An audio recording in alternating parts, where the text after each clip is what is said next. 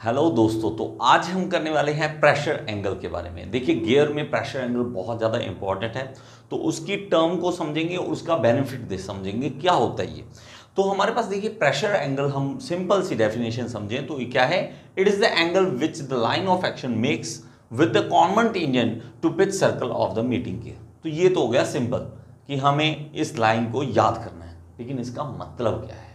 अभी देखिए, हमारे पास जब भी दो गियर आपस में चलते हैं तो सिंपल सी बात कि एक हमारे पास ड्राइवर होगा और दूसरा ड्रिवन होगा। ड्राइवर क्या है, जिसके पास पावर है, और ड्रिवन जिसको पावर आगे देनी है। अभी मान लेते हैं, चलो इसमें सिंपल सा कि ये ड्राइवर है और ये ड्रिवन है, तो ये इसको फोर्स लगा रहा है, आगे चला रहा है। अभी आपको एक चीज नोट करनी होगी कि फोर्स किस डायरेक्शन में लगा रहा है। फोर्स की डायरेक्शन बहुत ज़्यादा इंपॉर्टेंट होती है मेरे भाई। अगर आपको ये चीज़ समझ आ गई तो बहुत ज़्यादा समझ आ जाएगा। देखो, अगर मैं इसको रिमोट को इस तरह से पुश करता हूँ तो ये आगे की ओर जा रहा है, सिर्फ नीचे की ओर नहीं जा रहा, ना ऊपर की ओर जा रहा।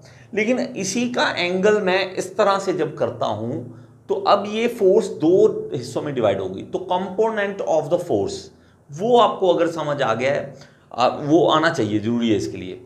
अगर नहीं आया तो आप एक बार ऊपर लिंक दे रहा हूं, वहां पे क्लिक करके पहले देख लो कंपोनेंट ऑफ फोर्स। ठीक है, तो यहां पे मैं ऐसे अगर फिंगर करता हूं तो इसमें दो कंपोनेंट बनेंगे।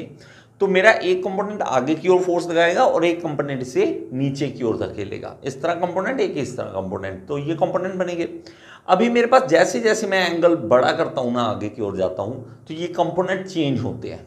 मैं इस तरह से करता हूं तो आगे जाने वाली फोर्स कम हो चुकी है, देखो आगे जाने वाली फोर्स कम हो चुकी है और दबाने वाली फोर्स ज्यादा हो चुकी है। तो दो कंपोनेंट बना चुका हूं मैं। ठीक है, सिंपल सा। अब ये एक्शन किस एंगल पे हो रहा है, वही एंगल इसमें मेन है। ये एंगल मेन क्या है कि अब देखो ये फोर्स किस तरह से लगा रहा है, ये इस लाइन के साथ साथ। ये रेड लाइन दिख रही है, इसको लाइन ऑफ एक्शन बोलते हैं। किस एक्शन की लाइन है, इस लाइन के साथ साथ एक्शन चलता है।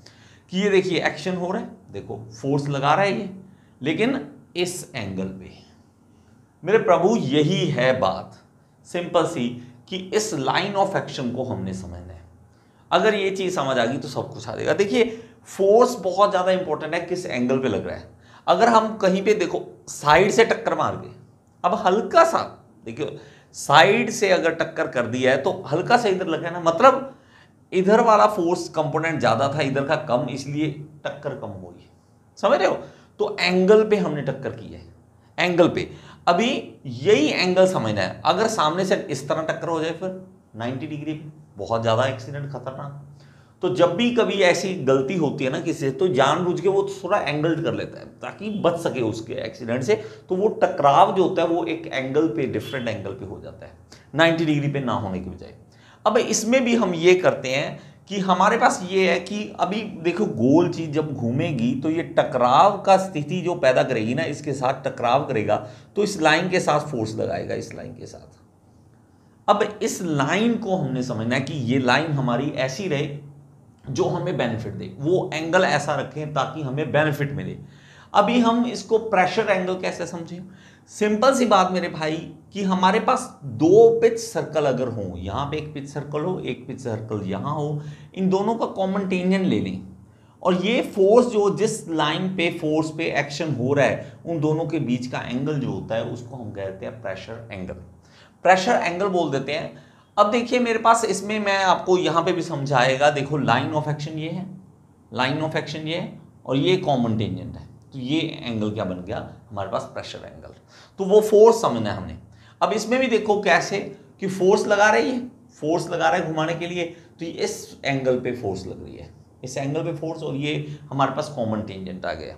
तो ये हमारे पास 20 डिग्री का हमारे पास क्या आ गया? प्रेशर एंगल आ गया। हम समझते हैं इस एंगल को किस तरह से बनाना है। देखो मेरे पास एक पिच सर्कल है, यहाँ पे पिच सर्कल दूसरा है, दो गियर आपस में इस तरह से मेट करते हैं। देखिए हम इस दो पिच सर्कल क्या है, पिच सर्कल जल्दी से समझा दूं आपको। एक इमेजिनरी सर्कल है जिसके ऊपर हम समझते हैं कि गियर के ऊपर जो हमारा रोलिंग एक्शन हो रहा है, कि हमारा गियर इस तरह से स्मूथली बस चलता रहे, लगातार स्मूथली चलता रहे, कोई भी हमारे पास इसमें प्रॉब्लम ना आए। तो ये हमारे पास होता है। अगर हम इसमें एक कॉमन टेंजेंट ले लें और यहां पे हम देखते हैं कि लाइन ऑफ एक्शन, फोर्स जो लगा रहा था ना, एक टीथ दूसरे के ऊपर धक्का दे रहा है, वो इसको ये मार, उसको पकड़ के ये जा, तो कभी भी ऐसे नहीं, सीधा नहीं लगाता ना वो ऐसे लगाता है, मुक्का मारता है उसको, ये मार मुक्का, ताकि वो क्या हो, दूसरा गियर घूमे। अब ये जो मुक्का मार रहा है, वो जो थप्पड़ मार रहा है उसको ताकि तू घूम मेरे भाई, वो फोर्स ये है, ये फोर्स है। अब इस फोर्स का हमारे पास ये जो एंगल बन जाएगा, ये इन दोनों के बीच का एंगल जो बन जाएगा, उसको हम कह देते हैं प्रेशर एंगल बोल देते हैं। अब लेकिन ये फोर्स इंक्लाइंड आ गया, अब इंक्लाइंड के कंपोनेंट बनाने पड़ेंगे। अगर ये अल्फा है तो हमारे पास यहां पे क्या बन जाएगा, एक फोर्स एंगल बन जाएगा कंपोनेंट का, और ये बन जाएगा हमारे पास दूसरा। तो हमारे पास ये आ जाएगा एफ साइन अल्फा, और ये आ जाएगा हमारे पास एफ कॉस अल्फा। ये जैसे जैसे बढ़ते जाते हैं, एक चीज नोट करना, अगर आपको कंपोनेंट समझ आ गया तो सब कुछ समझ आ जाएगा।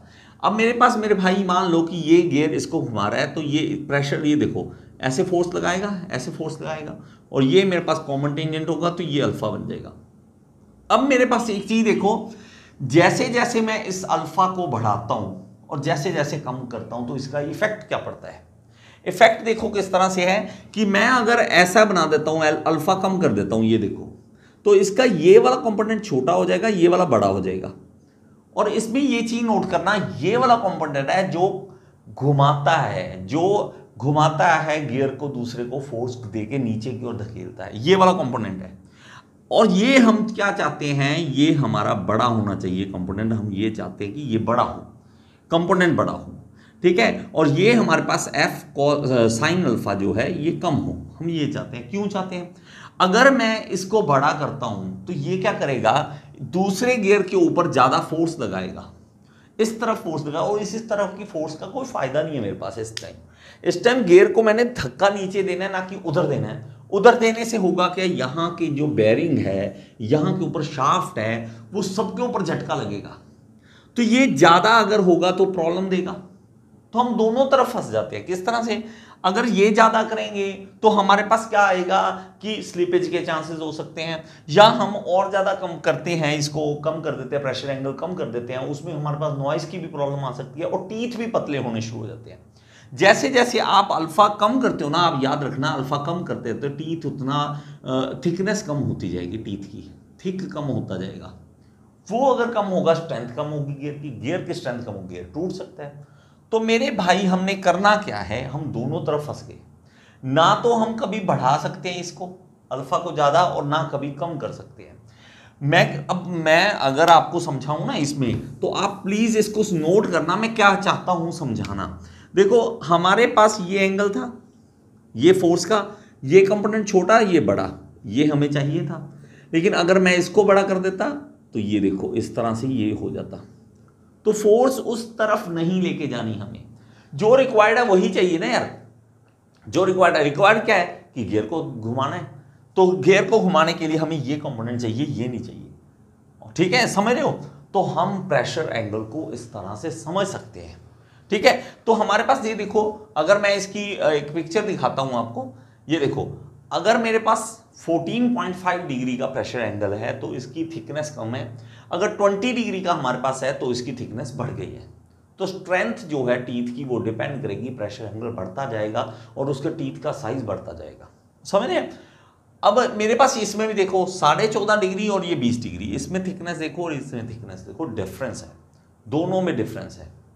तो मैं क्या करता हूं, अब आप कई लोगों का ये क्वेश्चन होगा कि इसमें 14.5 ही क्यों लेना यार, ठीक है। ये हम कई बार देखते हैं ना 14.5 20, ये एग्जैक्टली यही को फिक्स कर रहे होंगे ने।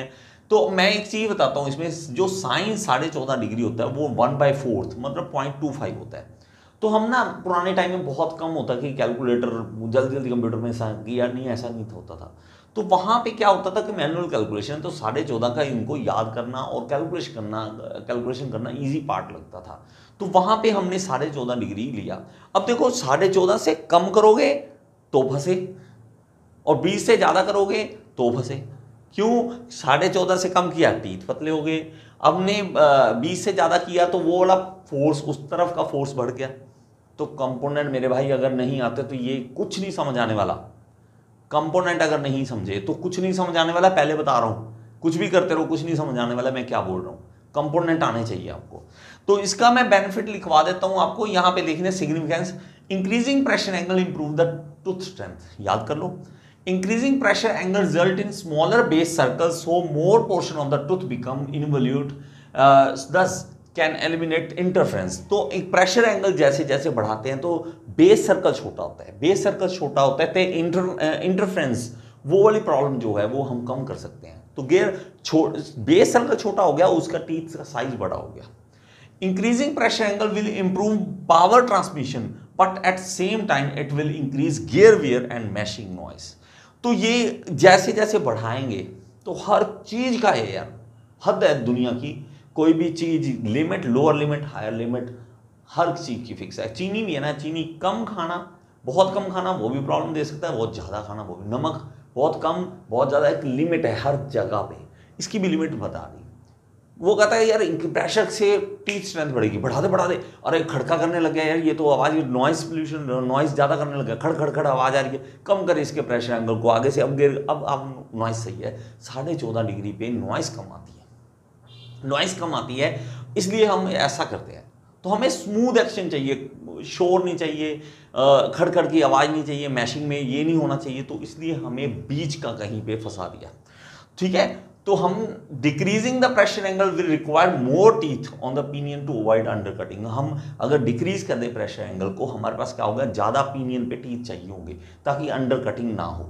Low pressure angle will decrease power transmission capacity but will improve gear mashing properties like reducing noise. तो हम लो प्रेशर करेंगे तो उससे क्या हो जाएगा, पावर थोड़ी डिक्रीज हो सकती है, लेकिन हमारे पास जो रिड्यूस नॉइस है, नॉइस रिड्यूस होगी। देखो हमने जब स्पीड लेनी हो तब हम प्रेशर एंगल कम कर सकते हैं, लेकिन हमें जब पावर चाहिए होती है तो हमें जो हमारा प्रेशर एंगल है वो बड़ा रखना पड़ता है, ताकि पावर किससे मिलेगी, ज्यादा इस तरफ फोर्स लगा के, थोड़ी ज्यादा लगा के तब दबाना, उसको जोर से दबाना, क्योंकि पूरा जोर चाहिए उसको पावर ट्रांसमिट करने के लिए, समझ रहे। तो ये हमारे पास इस तरह से है। Ideally 20 degree of the pressure angle is preferred because it reduces risk of undercutting, reduces interference due to increased pressure angle compared to 14.5 degree. The tooth becomes slightly broader at the root. This makes the tooth strength stronger and increases load carrying capacity. Conversely, for 14.5 degree pressure angle, gear gives quietness of the operation. तो हमें ये सारी चीजें समझनी होगी, सारी चीजें समझनी होगी, तभी हम इन चीजों को समझ सकते हैं कि ये मतलब क्या है इनका, किस तरह से आपने इन चीजों को समझना है। सारा कुछ आपका समझ आएगा, आपको सब कुछ समझ आ जाएगा। अब इसमें भी आप देखना, 10 डिग्री अगर एंगल रखा है तो इसकी लाइन ऑफ एक्शन देखो इस तरह का है। जैसे जैसे हम 20 डिग्री का करें हैं तो ये एंगल जो है थोड़ा टिल्ट हो गया, ये वाला लाइन ऑफ एक्शन का 30 पे और ज्यादा टिल्ट हो गया। इसके टीथ जो है पतले हैं, इसके मोटे हैं, और इसके और ज्यादा मोटाई में है। तो हमारे पास ये प्रेशर एंगल होता है, ना कि सिर्फ एक डेफिनेशन है जो हमने रट्टाफिकेशन बना रखी है। तो 14.5 डिग्री, 20 डिग्री, इनके बीच में हम फंस के कहीं रह गए कि इससे कम नहीं कर सकते, इसके ज़्यादा नहीं कर सकते, ज़्यादा करेंगे तब फंसेंगे, कम करेंगे तब फंसेंगे। तो दोनों तरफ का हमें ध्यान रखना पड़ेगा। तो आगे से कभी क्वेश्चन आता है तो आप समझ सकते हैं। और इवन आपको इंटरव्यू बहुत इंपॉर्टेंट होती है। अगर कई गियर मैन्युफैक्चरिंग की कंपनी है तो ये तो पूछना ही उन्होंने कि what is pressure angle, pressure का क्या है एंगल, कौन से एंगल पे प्रेशर पड़ रहा है, तो उसको हम प्रेशर एंगल बोलते हैं। आई होप कि आपको ये चीज़ समझ आई होगी। और मेरी बनाई और ज़्यादा वीडियोस अगर आप देखना चाहते हैं तो जो भी आप टॉपिक समझना चाहते हैं उस टॉपिक का नाम लिख दीजिए, साथ लिख दीजिए गियर इंस्टीट्यूट। अगर उस टॉपिक पे मैंने वीडियो बनाई है तो आपके सामने आ जाएगी। और मेरी वेबसाइट को भी आप विजिट कर सकते हैं, नीचे आपको एड्रेस दे रहा हूँ। Thank you so much.